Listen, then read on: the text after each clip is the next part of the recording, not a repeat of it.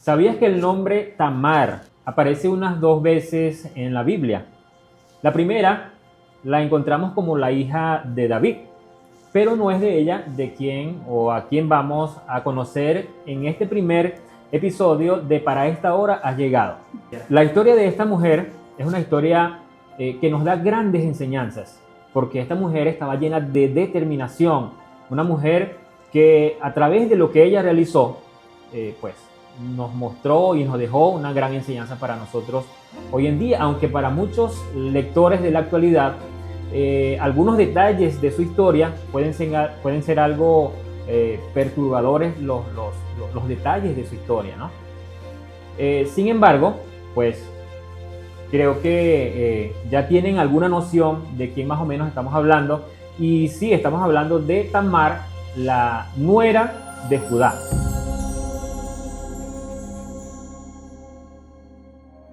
Tamar está con nosotros en esta tarde. Quiero darte la bienvenida, Tamar. Gracias. A este primer programa de Para esta hora has llegado. Bienvenida a este espacio. Y sabes que una de las razones por la cual queríamos tenerte acá es porque queremos escuchar esa historia de tus propios labios, ¿sí? No es lo mismo leer una historia que tener a ese personaje con nosotros y poder escuchar de sus labios esa experiencia que vivió. Y a través de la lectura en la Biblia, nosotros podemos ver que tu experiencia fue una experiencia que dejó grandes lecciones para nosotros, y quisiera que nos cuentes un poco de tu historia. Bueno, muchas gracias, Héctor, por la invitación. Estoy muy agradecida de tener esta oportunidad de hablar abiertamente acerca de cómo fue esa historia de la irreverente Tamar. Bueno, en un inicio te puedo comentar que sé que para muchas personas no es muy cómodo leer el libro de la historia de Tamar. Hay muchos que se sienten un poco aludidos, hasta pudiera rayar en el tema de que no era necesaria mi historia en la Biblia. Y quiero decirles algo. Mi historia en la Biblia no está por error. Hay un propósito divino que Dios tenía conmigo y que tú necesitas saber. Y bueno, me siento muy contenta y agradecida por estar aquí y que me dejes esta oportunidad de hablar ahora. Sí, y sabes que te mencionaba que es un placer poder tenerte en este programa, porque realmente impresiona mucho leer esa historia, leer tu historia a través de la Biblia, y de la manera en que sucedieron aquellas circunstancias que te llevaron a inclusive pues hacer algunas cosas que quizá en algún momento de tu vida ni siquiera pensaste llegar a hacer esas cosas, ¿no? Pero pues sí, impresiona. Ahora, ¿de qué manera afectó o te afectó a ti todas estas circunstancias que tú viviste? ¿De qué manera, qué pudieras tú iniciar, o cómo pudieras tú iniciar tu historia en esta tarde? Mi historia comienza, yo era una mujer de la región de Judá. Yo sé que muchas mujeres se van a identificar conmigo porque siempre tenemos ese sueño hermoso de un matrimonio, de iniciar una familia, y pues yo era una de esas mujeres. Sin embargo, mi historia empezó a tornarse un poco turbulenta de forma muy rápida. Yo me casé con el primogénito de Judá, llamado y mi sueño era darle a descendencia. Ese fue siempre como mi objetivo. Claro, y es que si nosotros leemos pues todas las historias que aparecen allí en la Biblia de los patriarcas y todo eso, una de las cosas más importantes en ese momento era la descendencia que tú pudieras darle, o tú como mujer pudieras darle a tu esposo, ¿no? Esa, sí. La cantidad de hijos inclusive, cuántos Correcto. Hijos, por lo menos el primogénito. Sí, la continuidad de la descendencia era muy importante. Y yo sabía lo que me estaba metiendo cuando inicié en esta familia. Sin embargo, había una situación que era que mi primer esposo, Jehová le vio maldad en su corazón. Y sí, era malvado, era perverso. Así que en el momento que Jehová vio eso en su corazón, le quita la vida a Ya yo paso a ser de una esposa a una viuda, de una forma muy repentina. Así que en ese momento, y en base a la tradición del levirato, pues el esposo, si fallecía, su hermano soltero tenía que casarse con la viuda, que era yo. Así que me tocó casarme con Onán, que era el segundo hijo de Judá. Cuando me caso con Onán, claramente me sentía incómoda, porque se suponía que mi futuro era con mi esposo, Con él. pero él, al fallecer, pues yo me quedo, como decir, a la deriva. Judá inmediatamente habla con su hijo Onán para que se case conmigo, él accedió, sin embargo, empezó a hacer cosas que a Jehová tampoco le agradaban. Onán, cuando se unía a mí, él desperdiciaba su simiente en la tierra para que yo no quedara embarazada. Y obviamente eso le molestó demasiado a Dios. Así que también le quitó la vida. Wow. Y claramente ya yo no hallaba qué hacer con esos dos sucesos tan continuos y tan rápidos como lo fue la muerte de mi primer esposo y ahora la muerte de Onán, mi segundo esposo. Wow, de verdad que cuántas cosas te tocó vivir y en tan poco tiempo, ¿no? O sea, perder a tu primer esposo, a él, y luego sabemos que la tradición era precisamente, pues, si el hermano mayor moría y pues su esposa pasaba, pues, Casarse con se debía casar con su hermano. Pero su hermano o tu segundo esposo, pues, también muere. Sí. Y ambos hicieron lo malo delante de los ojos, desagradaron a Jehová, ¿no? Sí. Y esto fue, y creo que ahí está la raíz, pues, de todo esto, ¿no? Que ellos fueron hombres que no fueron de acuerdo al corazón de Jehová. A todas estas, Tamar, ¿qué pensaba tu suegro Judá? Porque esto era un problema que no solamente te afectaba a ti, Claro. era un problema familiar, ¿no? Ahora, ¿qué pensaba él? O sea, ¿qué te decía o no sé? Cuéntame.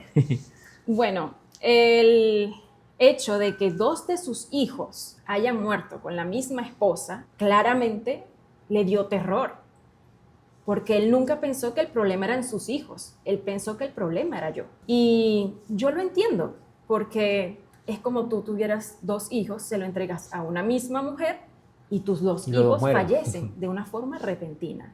Tú no vas a decir mis hijos tuvieron un problema, sino esa mujer tiene un problema. Y eso fue lo que pensó Judá. Sin embargo, la tradición era demasiado obligatoria allí y él tenía el deber, por así decirlo, de entregarme al único hijo que le quedaba con vida, que era Sela. Judá, en medio de esta invasión de miedo que le dio, decide mandarme a casa de mi padre. Y te pudiera decir, Héctor, que esta fue para mí la parte más triste. Tú pudieras creer que la parte más triste fue lo que sucedió con Onán, pero no. Para mí la parte más triste fue que Judá, a pesar de que tuviera el deber de hacerse cargo de mí, me enviara a casa de mi padre con vestiduras de viudez, con digamos, un luto indefinido, porque él en su corazón nunca me iba a dar la oportunidad de casarme con su hijo Sela, por miedo. Sin Claro. embargo, cuando yo llego a casa de mi padre, me invade una depresión, una tristeza, me sentí humillada, me sentí sola, me sentí usada, porque prácticamente fui totalmente usada por los dos, tanto por su padre como por sus hijos. Y cuando Judá decide enviarme a casa de mi padre, pasó un tiempo de allí, mucho tiempo, y empieza esta incógnita de saber qué día me iba a llamar o cuándo iba a tener noticias yo acerca de Selá, el último hijo de Judá. Sí. Pero esa noticia nunca llegó. Sí, y sabes que esto nos deja casi sin palabras, pues, y mencionaste lo que era la tradición en ese momento, una tradición pues que era indolente hacia las mujeres en la mayoría de los casos, y que posiblemente hoy todavía vemos ese tipo de actitudes hacia las damas, ¿no? Sí. Yendo un poco más allá, Tamar, el relato bíblico menciona que además de perder a tus dos esposos y Judá perder a sus dos hijos, en muy poco tiempo también perdió a su esposa, ¿sí? Su esposa muere. Eso le agrega pues un adicional a esta historia. Y después que Judá pues cumple con su tiempo de luto, pues ese tiempo reglamentario, y ya él vive toda esa experiencia, en cierto momento tú te enteraste de que él iba a ir a cierto lugar a trasquilar sus ovejas. Y resulta que tú ideaste un plan y este plan pues nos deja a muchos con la boca abierta porque es algo extraordinario lo que tú ideaste y así que me gustaría que nos cuentes un poco acerca de ese plan. Sí, bueno, ese plan fue estratégicamente planificado. Fue un plan estructurado, mejor dicho, porque yo siempre dije, si algún detalle sale mal, el desenlace iba a ser mortal porque me iban a matar. Entonces tenía que hacer algo sumamente estudiado, cada detalle, cada punto, no se me podía escapar nada. Y fue así como comencé este plan, ¿no? Yo sabía que Judá había pasado mucho tiempo con la viudez, triste, así que cuando me dijeron que él iba a trasquilar sus ovejas, inmediatamente se me vino a la cabeza, esta es mi oportunidad. En ese tiempo, cuando trasquilaban las ovejas, eso era sinónimo de, primero, dinero, porque le pagaban por la lana. ¿Seguro? Segundo, celebración, porque terminaba una etapa de invierno, pero no nada más en lo material, sino también en lo emocional para Judá. Judá estaba terminando con su luto. Sí. Entonces, en esa oportunidad sentí que tenía como esa oportunidad de llegar a él y que él pudiera verme de otra forma.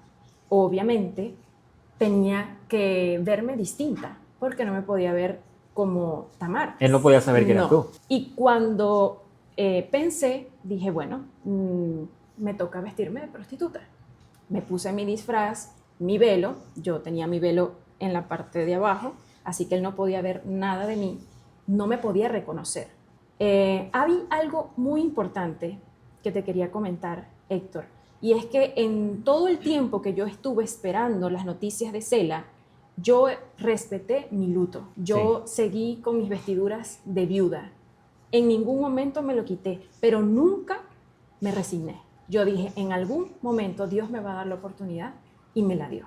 Así que continuando con el plan, cuando él habla conmigo, fíjate que él inmediatamente pide mis servicios, pero yo lo intercepté a él camino a Timnat. Esto quiere decir que todavía no había llegado a la no había ciudad. llegado y no había tenido ningún tipo de pagos por su lana, ¿no? Sí. Yo no quería el dinero de Judá. Muchos pudieran pensar que así fue, pero yo nunca quise el dinero de Judá. Yo quería justicia. Yo quería lo que por derecho a mí me correspondía, que era un hijo del patriarca. Ahora bien, cuando decido decido tomar la decisión de disfrazarme de prostituta, yo iba con un objetivo. Judá, al acercarse a mí, inmediatamente pidió mis servicios, como te dije, y yo entré en mi papel de prostituta. Así que empecé a hablar con él, él empezó a negociar conmigo y la pregunta que yo le hice fue, ¿qué me darás tú para llegarte a mí? Y inmediatamente él me promete que me daría un cabrito de su rebaño. Y si te pones a ver, cualquier persona, cualquier mujer que se dedica a esta profesión, eso no la iba a convencer, porque primero, era un hombre desconocido.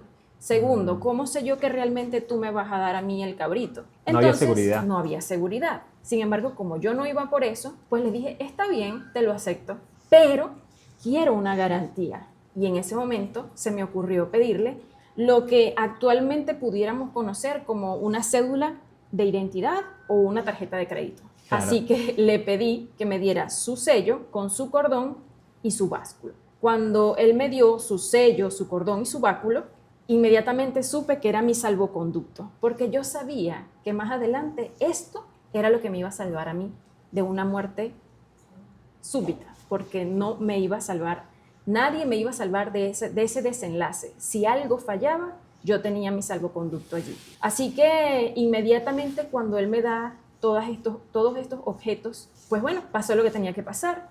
Judá estuvo conmigo y inmediatamente cuando terminamos de estar juntos, yo me quité las vestiduras de prostituta y me volví a colocar mi vestido de viudez. O sea, nadie, absolutamente nadie, me vio vestida de prostituta, solamente Judá. Y ese era mi objetivo. Impresionante, ¿verdad? Que me deja sin palabras todo ese plan, o sea, cómo creaste tú ese plan y cómo lo llevaste a cabo y de verdad que esto parece sacado de una película de ficción, ¿no?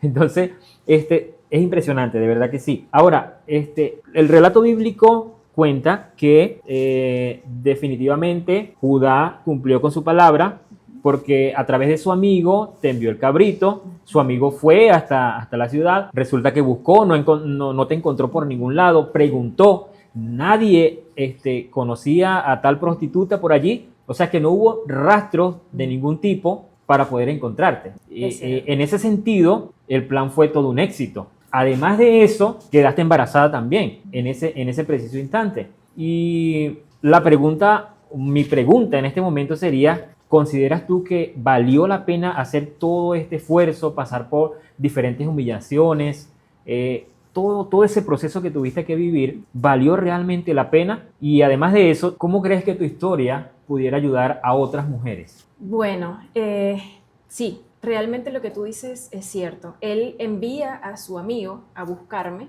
no me consigue porque como te comenté anteriormente, yo me di la tarea de que nadie me viera, solamente Judá. Así que yo me supongo que Judá, cuando su amigo llegó a decirle que no me encontraron por ningún lado, sintió una especie de alivio, porque dijo, bueno, capítulo cerrado, ya cumplí Pues con mi sí. promesa del cabrito y si ella no está, pues pasemos Y la nadie página. más se va a enterar Y de lo que nadie pasó. se enteró. Sin embargo, lo que no sabía él era que 3 meses después le iban a llegar con la noticia de que su nuera estaba embarazada. Y obviamente la palabra que usaron fue, está embarazada por fornicación. Así que inmediatamente Judá, cuando se enteró de mi embarazo, me supongo que sintió un dolor muy grande porque recuerden que en esa época, si tú manchabas el nombre de una familia, era algo terrible. Así que Judá tomó la decisión inmediata de quemarme. Él quería que me buscaran y me Wow. quemaran. Y sí, fueron hasta donde estaba. Y fíjate algo, Héctor, yo nunca dije nombres, nunca señalé a nadie. Cuando ellos llegaron, yo salí del lugar donde estaba, pero lo único que hice fue mostrarles los objetos que ya yo le había quitado a Judá, que era su sello, su cordón y su báculo. Como te digo, eso eran artículos de identidad para ellos. Cuando Judá se dio cuenta y cuando Judá vio lo que yo estaba mostrando y hice el comentario de quién eran esos artículos, era que yo estaba encinta, Judá cayó en un profundo sentimiento de vergüenza. Se sintió atacado, pero sintió realmente que el error había sido de él. Y dijo unas palabras que me llegaron mucho porque dijo, más justa es ella que yo. Y al escuchar estas palabras, Héctor, tú te das cuenta que él reconoció inmediatamente que el error no era yo. El error nunca fui yo. Él reconoció que él, por venir arrastrando un pecado, que él lo sabía, porque Judá se casa con una esposa que no era del linaje. Entonces, él tiene sus hijos en otra ciudad, él se apartó de sus hermanos. Es decir, Judá venía asumiendo, acumulando cosas negativas para su vida espiritual. Y esto no estaba bien para el plan divino que tenía Dios para él y que él lo sabía. Sin embargo, cuando él dice esas palabras y reconoce su error, inmediatamente pues se paraliza y yo sigo con mi embarazo. Él reconoció la vida que yo llevaba en mi vientre, pero nunca más se unió a mí, solamente reconoció que eran sus hijos. Ahora bien, de aquí pudiéramos decir que la historia termina, y no, mi historia tiene muchas sorpresas, porque yo continué con mi embarazo y al estar dando a luz pasó algo muy peculiar, y es que uno de los niños al salir asoma el brazo. Ah, porque fueron gemelos, sí. Fueron gemelos, no fueron uno solo. Sí, no fue uno solo. Y cuando el niño saca el brazo, la partera inmediatamente le coloca una especie de pulsera, un cordón rojo, indicando que era el primogénito.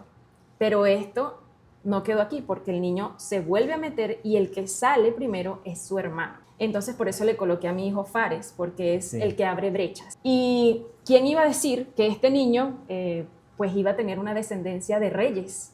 Y lo más importante, el nacimiento pues del gran Mesías. Yo te pudiera te pudiera responder a tu pregunta de qué tiene mi historia de bueno para las mujeres. Sé que no es cómodo leer todas estas historias con tanto detalle. Y parece peculiar que el escritor haya tenido la delicadeza de escribir cada detalle que pasó con Tamar. Sin embargo, yo pudiera decirle a usted que me está mirando, a ti que me estás escuchando, no importa cuán rota sea tu historia, no importa si tú pienses que tu vida ha sido una vida llena de tormentos y a veces hasta sientes que tu vida es innecesaria en esta tierra. Dios te ha redimido, mi amiga. Dios me redimió a mí. Dios me usó a mí para su plan divino. Y te puedo decir con toda sinceridad que mi historia, más allá de tener alguna especie de malentendido por muchas personas, si tú profundizas tu historia, seguramente vas a encontrar hechos que van a marcar la vida de otras personas. Te quiero contar algo, Héctor. Yo, al escuchar todo esto, me sentí tan identificada porque creo ciegamente en que Dios tiene un plan para cada uno de nosotros. No importa dónde estemos, no importa qué situación estemos pasando. Mi Dios hizo que mi historia fuera una historia para salvación y redención. Y le doy gloria a Dios por eso. Amén. Amén. Y definitivamente, Tamar, tu historia nos enseña 3 cosas desde mi punto de vista: determinación, perseverancia y, sobre todas las cosas, confianza en Dios. Amén. Y así que tú que nos estás viendo en este momento, hayas escuchado de Tamar su propia historia, quiero que pienses y analices en esto. Tu confianza en Dios es la que va a determinar el desenlace de tu propia historia. Y espero y oramos para que el Señor te pueda bendecir grandemente. Y así como a Tamar, tu vida también pueda dar un giro de 360 grados, porque tu vida da un giro de 360 grados. Y si estamos yendo en una dirección incorrecta, ten la seguridad de que el Señor la puede enderezar y colocarla en el camino correcto. Amén. Que Dios te bendiga.